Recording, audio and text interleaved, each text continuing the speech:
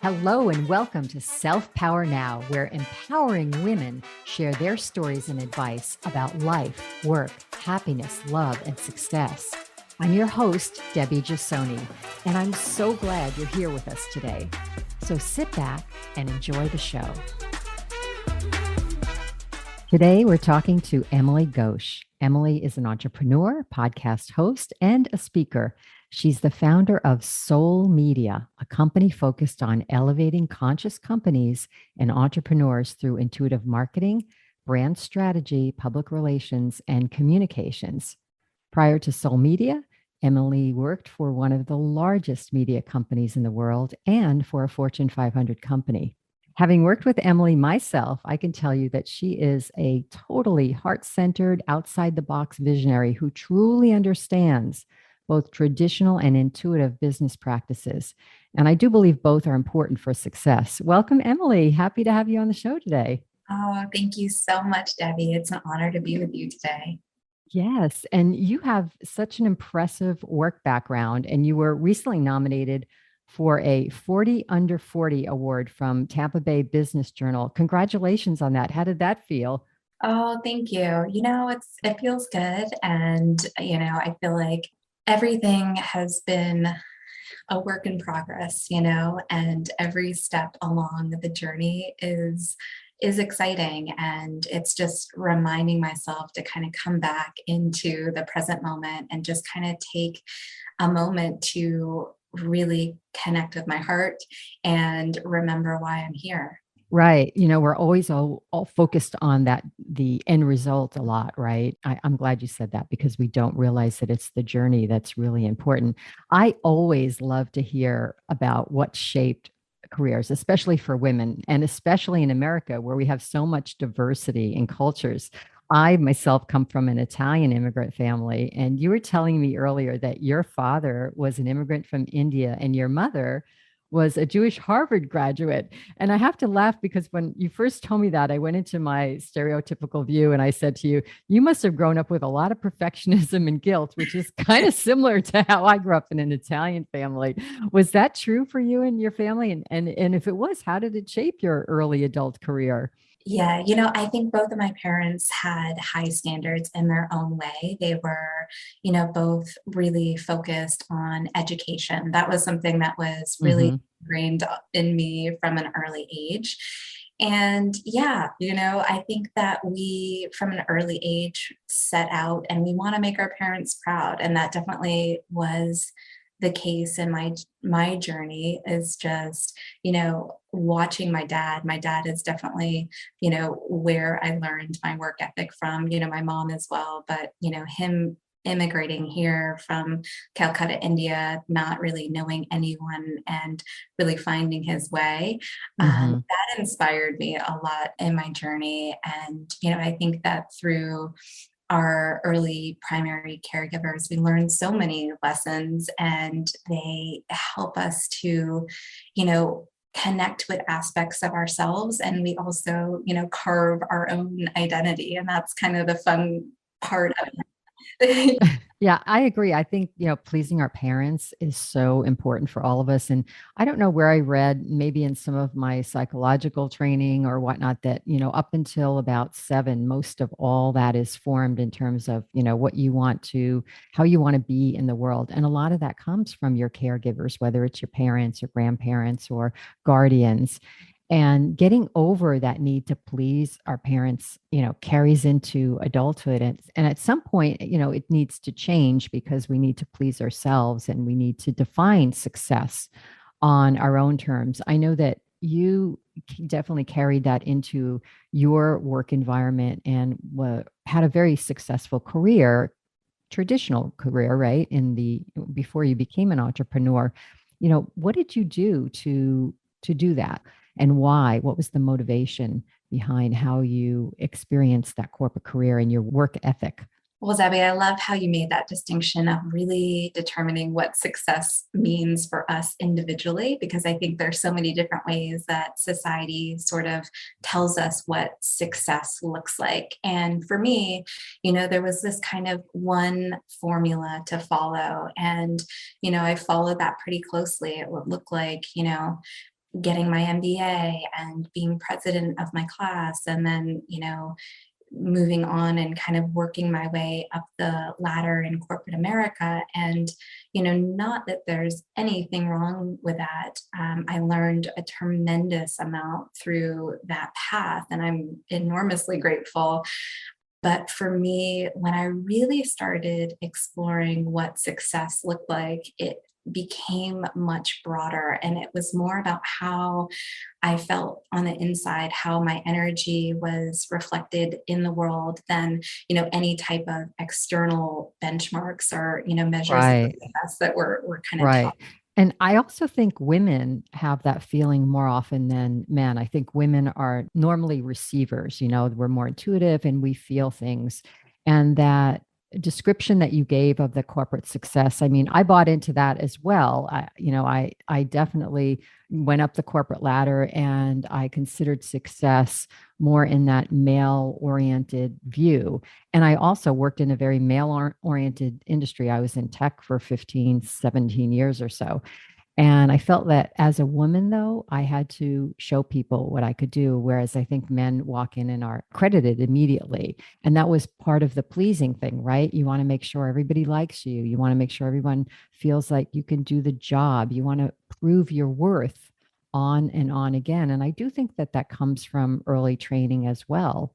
Yeah, it's interesting. I think that that disparity still exists, and it's, more evident perhaps in some systems and structures. And I think that, that's becoming sort of outdated, this model of competition and hierarchy. I think that we're sort of Mhm. collectively wanting to, break down those barriers. And that's one of the things, similar to your journey, that I just felt like, I don't want to feel like I'm competing against colleagues, or that there's like, a finite number of seats at the table. Like, we are all collectively on the same team. And that's one of the things that I feel like, my soul really wanted to experience and dive into and explore. So I love how you, bring that up, because I feel Right. like it's something that, we're all kind of collectively working our way out of some of these systems. Yeah, and the business world is sort of a microcosm, right, of the world at large, right? This, Absolutely. I don't know who coined the term cooperation, I think, instead of competition, meaning, just looking at your fellow man or woman or whoever you're looking at and thinking, how can we do this together?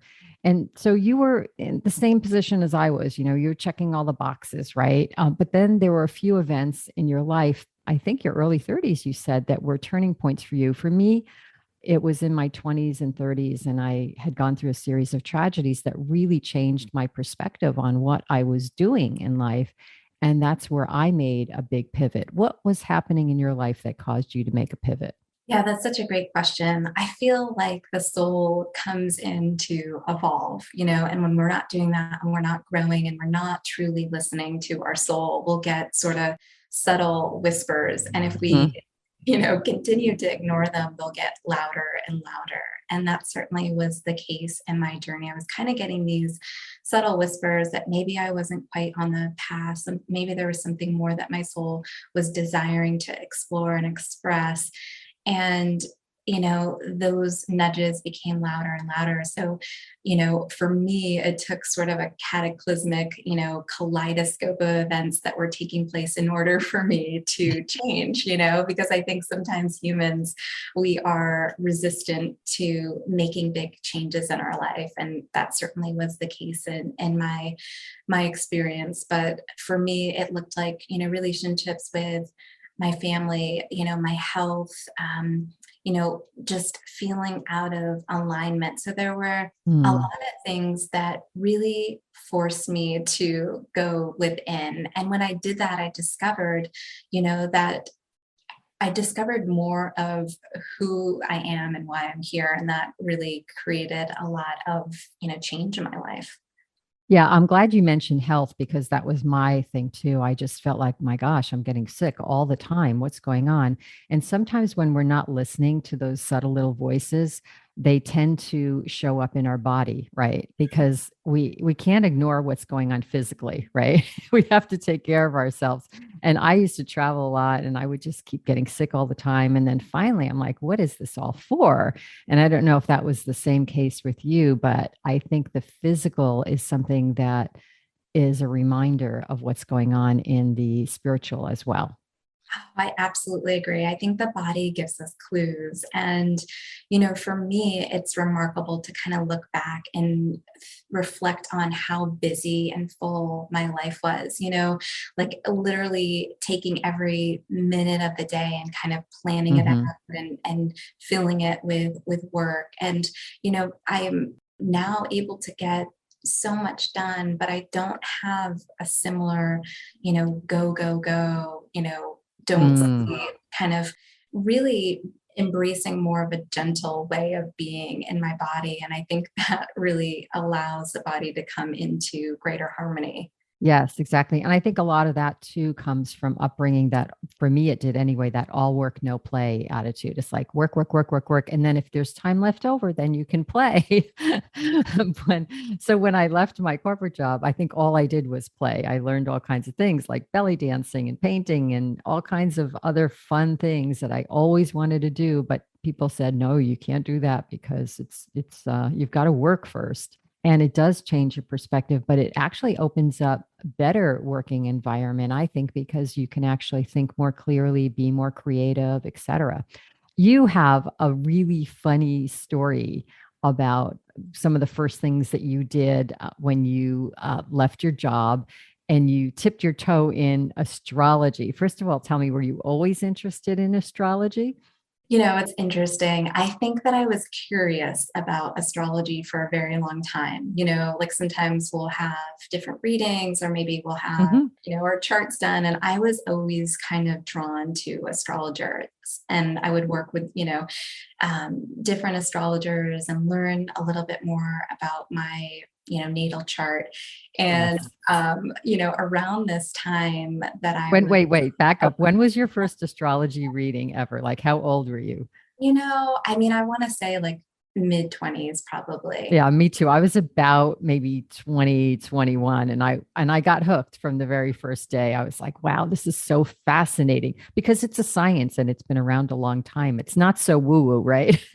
Exactly. Yeah. And the beautiful thing about a birth chart reading is that we're able to really understand ourselves better. It gives us tools to better understand our gifts and some of the, challenges that we go through and some of the lessons that we come into this lifetime to learn and to teach. So being able to connect with astrology was a profound tool in my healing journey and really helped me to learn more about myself. So you alluded to a funny story, but really around this time, there was a lot of chaos that was happening. There was a lot that felt kind of, discombobulated. And I was trying to make sense of it all. And at the time, I was in, a pretty unhealthy relationship, but there was a lot of love there. And, I was kind of looking for answers outside of myself Hmm. to, perhaps confirm like you're on the right path and, you're just going through a rough patch, but you're,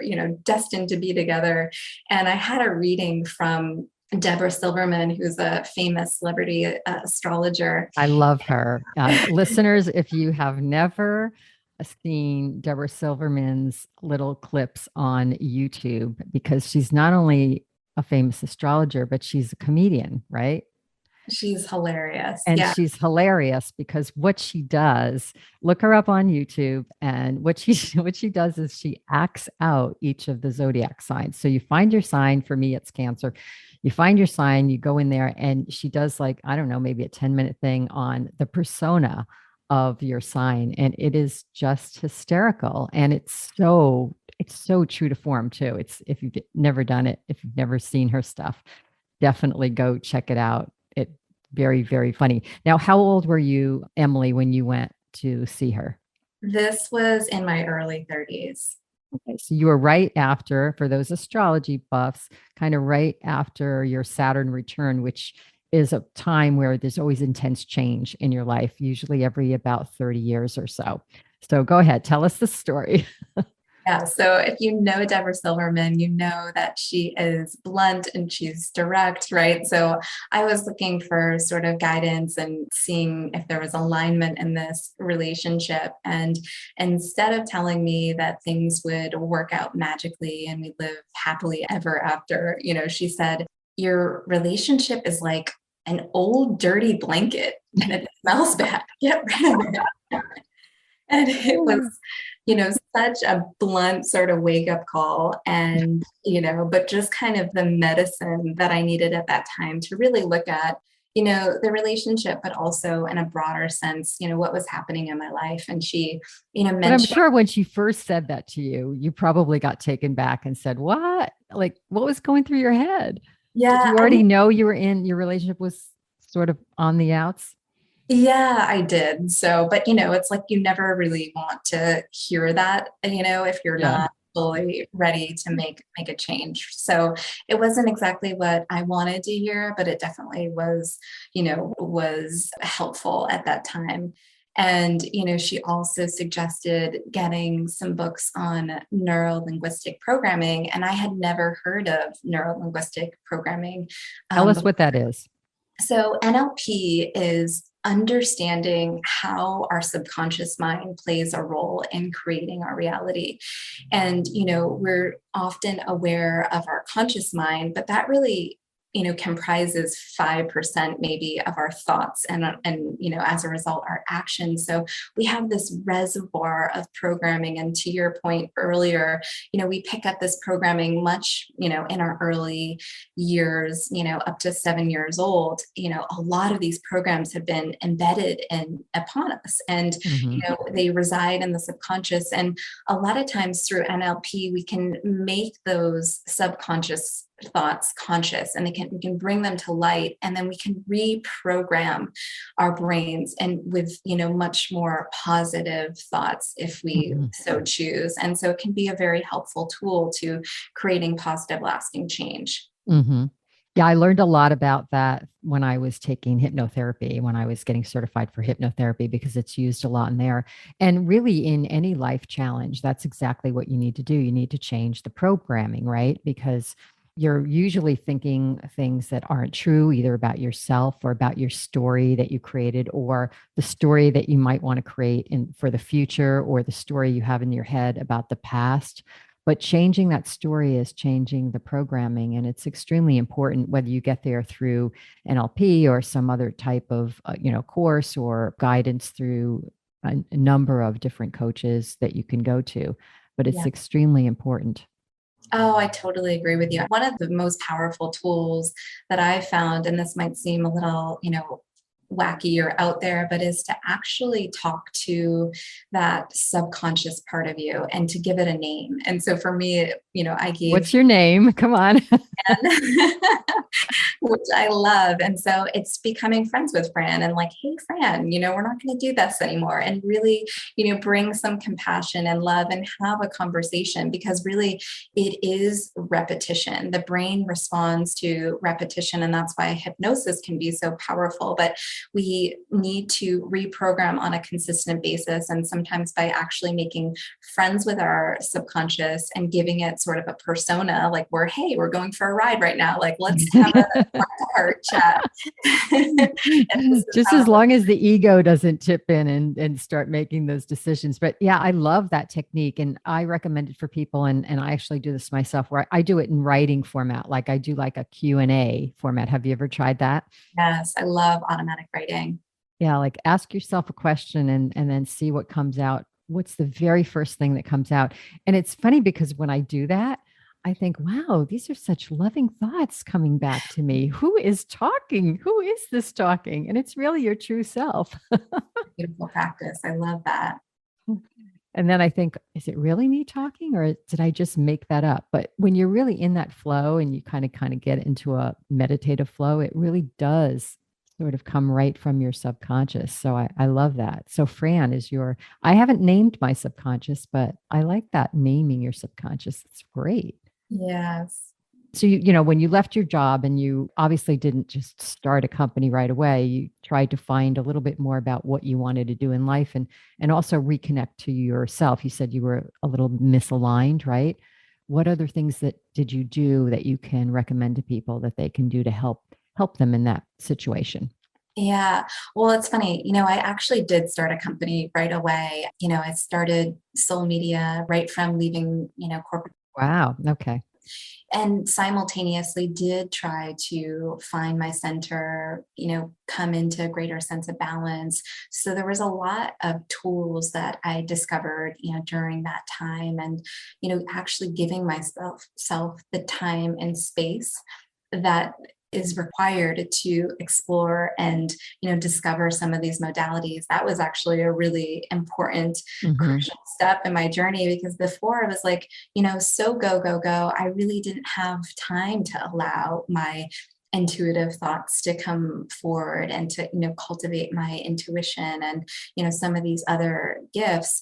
And so finding meditation, finding breath work, learning about astrology, starting a podcast, getting and exploring some of my own, multidimensional gifts. These were all really expansive tools that help me better understand myself and create more, harmony and balance for myself moving forward. And had you had experience with things like meditation before, or was this all new for you?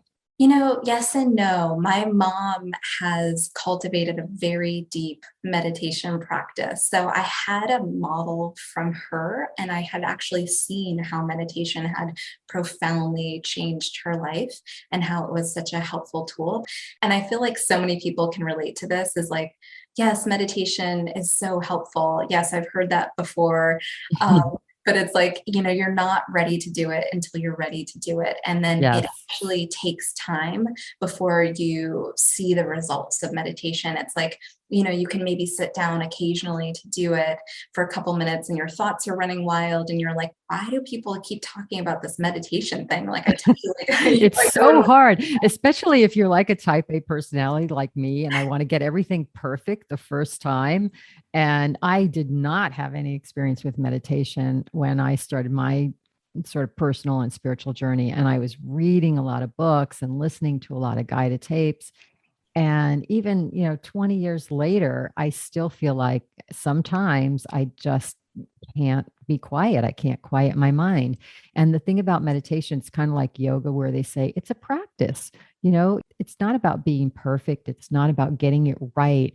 It's about allowing yourself to just unfold like a flower and also allowing yourself to be present, even if it's just for 30 seconds. You know how hard it is to just be present for most people for 30 seconds, be present to exactly what they're doing at that time and be present to what they're seeing, all their senses. What are you looking at right now? What are you seeing? What are you tasting? What are you feeling? What are you hearing?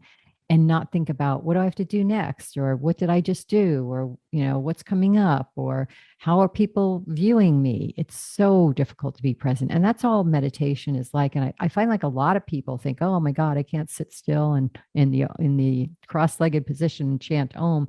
But it doesn't have to be like that. When I teach people, I teach them that even if you take a long walk in nature, that could be very meditative, right? It's anything that really stops your thought process just for a little bit, right? Absolutely. I love that you mentioned that, because I feel like that everybody can have their own style of meditating that works for them. And for me personally, I like to lie down and I find it very peaceful and relaxing. And, it is like a muscle. Like, the more that we get in the habit of anything, the easier that it becomes, But the key is Right. that we are making literally thousands of choices throughout the course of the day. And when we become aware and we're able to be more in the present moment and come to that sort of center point of stillness, we can really get away from the autopilot Right. programming. We're able to really bring another level of awareness to everything that we're doing. Right. And do you practice any particular type of meditation, or what do you like to do in order to shut your mind off? Sometimes I listen to guided transmissions and Mhm. different meditations, and sometimes I'll do silent meditation. And then, similar to you, sometimes I like do walking meditations outdoors. Mhm. Yeah, and I think for some people, even things like something more physical, like gardening, or people get into that runner zone, right? And that could take you into a meditative state as well. I think there's just this fear of, oh my gosh, I could never do that, that stop people. But it's so important to get to the next level of your life, to evolve, to reconnect with your real self, with your soul and your spirit, and just move forward. I love that you said that you take time every day and you make sure that you have time for yourself. And I would imagine that would have been really hard to do in launching a business too. How do you do that? Do you carve out like me time every day, or is certain hours off limits for business? How do you manage your schedule? I can honestly say this is one of the most challenging lessons for me to And learn. don't say, wait a minute, I have to say, don't say you don't work late at nights, because I have gotten emails from you way into the wee hours of the night. And I'm thinking, what the heck is she doing this late? But I so that's why I want to ask you this question, how you manage it, because so many women, whether they have children or they're managing work and home and whatnot, or launching a career, or even if they don't have work and they're managing a household, it becomes overwhelming and could be all consuming time wise. So what do you do? say, yeah, I 1000% agree. And, for me in the first year of business, I really didn't realize that having a business is more of, a marathon rather than a sprint. And I started out really working around the clock. And, Mm. it was just like, And you got the same burnout you had in corporate, right? yeah, I mean, and simultaneously, I also got engaged and, planned a wedding and got married. And, I found myself, Not to the dirty old blanket, though, right? no, Okay, just making sure. yeah.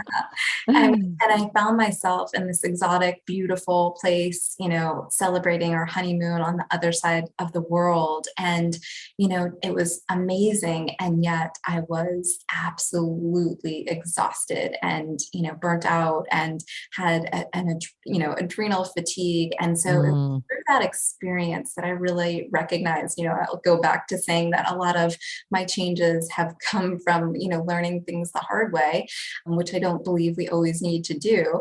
But, it But it was, is necessary for most. but sometimes it is, it is helpful, and it is a way that we can learn. And so for me, it was like coming back after that, I knew I needed to make changes. And I had a teacher that said, at some point, you need to take a day and fill it with nothing and kind of let that day be your day of, And be okay with that, right? it was so hard. I mean, it took me months and months to get to that point. And so now I'm able to really create flexibility in my schedule. And yes, I do like, Mm. email sometimes at odd hours, and, I'm very passionate about work and I love what I do. But at the same time, I know when I'm getting tired and I know how to recharge. And I also know how to create spaciousness in my day. And that's something that I definitely didn't know how to do before. Hmm. So do you make sure you have one day a week where you do not work?